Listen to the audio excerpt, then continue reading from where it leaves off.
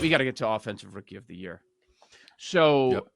my first reaction was 6 went in the top 12. It's going to be difficult if there are multiple quarterbacks that start the majority of games. It's going to be tough to beat these quarterbacks. And then I looked at it in other years recently where you've had a bunch of quarterbacks taken. 2021, you had 5 go in the first round. Did any of them win the offensive rookie of the year? No, they did not. 2018, you had 5 go in the first round. Did any of them win the offensive rookie of the year? That was a Josh Allen, Lamar Jackson year. No, they did not. So it is possible. And if we go over the list, how many are starting from day one? We know Penix is not. Caleb is. Daniels probably is, because I don't think they're going to start the season with Mariota. I think Drake May is going to sit at least a little bit since they decided to bring in Brissett. Bo Nix versus Zach Wilson and Jarrett Stidham.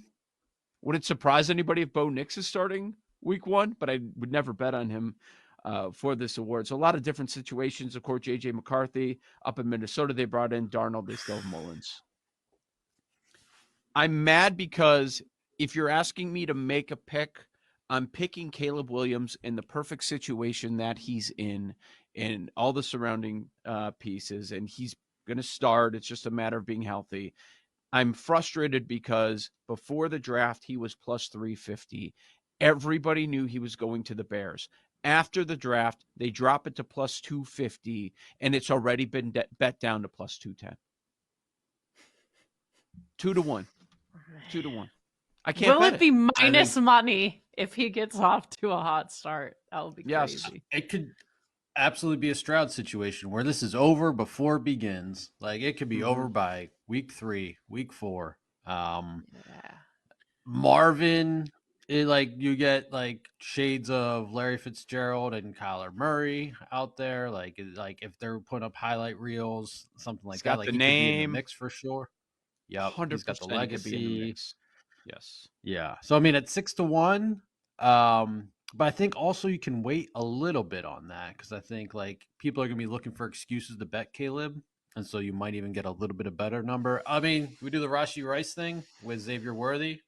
I mean, step in and it's just man, Andy and rookies is a weird thing. Like it's gonna be. You don't have to bet it now. I'll say that.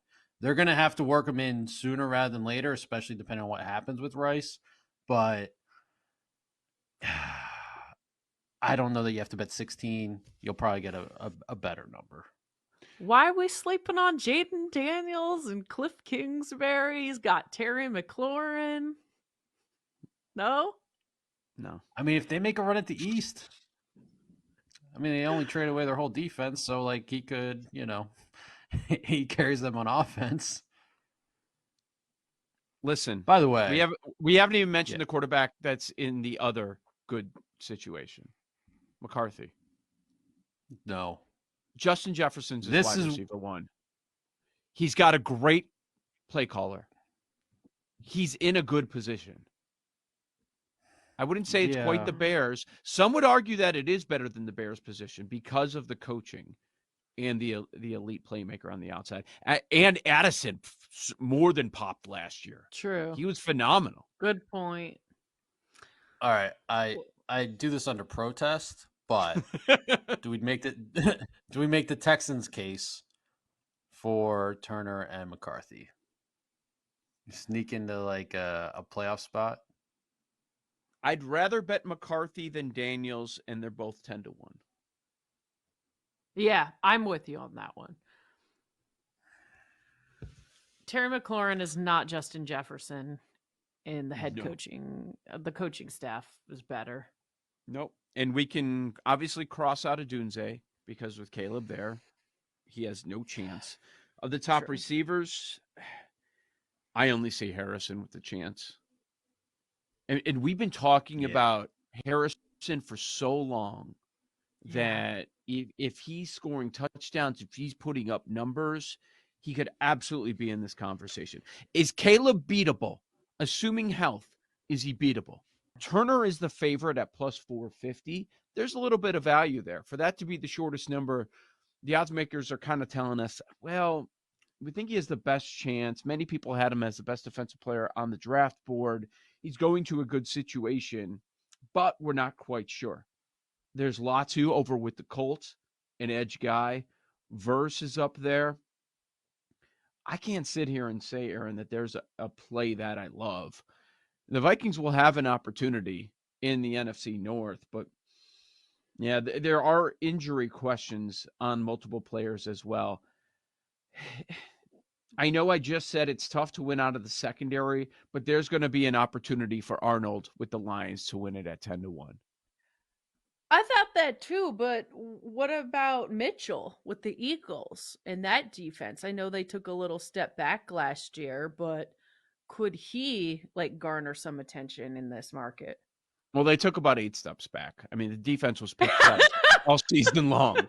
So if they are average, they will point to him and say that the secondary is better, big reason.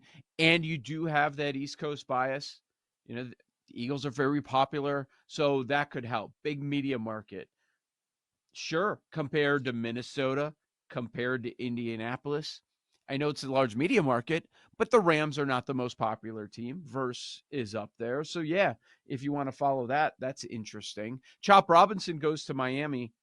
We didn't get to the Dolphins pick, but I don't understand it.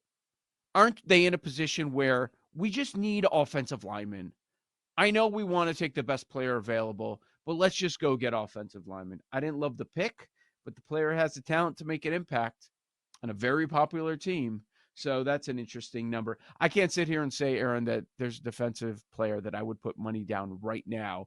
But history tells us you don't have to stray. You don't have to look at the second or third round picks. It's going to be a first rounder. It's going to be on a team that probably has a good year. Everybody has gotten their rants off just killing the Falcons. I know Nick Ashu in live time last night, he's like, this is organizational malpractice. That's going too far, okay? Because what I will say in their defense is, in the end, we're talking about securing the quarterback position, the most important position in the game, the most important position in sports for my money. So I can't be the guy that says until you get it right, you got to keep trying. Take another swing. Take another swing until you know for sure you have your dude. Take another swing. I can't be that guy, and then also be the guy that says, "Oh, why are they drafting a quarterback when they have an older one that they just brought in?" Like, it doesn't make the most sense to make big moves in the same year. But I'm not going to kill an organization that decides, okay, we're going to have a backup plan here, guys, because if this goes wrong, I don't want to have to tank the next few years. We don't want to have to go through this. We're building towards something. So in that sense, I don't think it's the worst idea in the world. But you go in on Cousins, come on, let's build around him a little bit. There's an opportunity with this soft division. It's the position. Now, I will say, for everybody that's like saying, what are they thinking? What are they thinking? I will remind you that kind of behind Terry Fontenot, that Ryan Pace is a director of player personnel, and he does not have a great history at the quarterback position. So that would be a bit of a concern. It is so stupid. Like, compete. First off, the Falcons paid you, Kirk, to be their QB1. This is not them trying to draft the guy that's going to replace you. You haven't even taken a snap with the team. They want you to be their quarterback. They want you to be very successful. It's a bit of an insurance policy. It's a look at the future. But one of my favorite stories about that was in 2017. It's another Pace Trubisky one, is the Bears were having one of the team draft parties that all these teams have. And at the draft party, Mike Lennon's there. We like Mike. Mike's our quarterback. Mike Lennon. He's at the draft party. He had no idea. Like, Bears move up to number 2 overall. Here's your replacement, bro.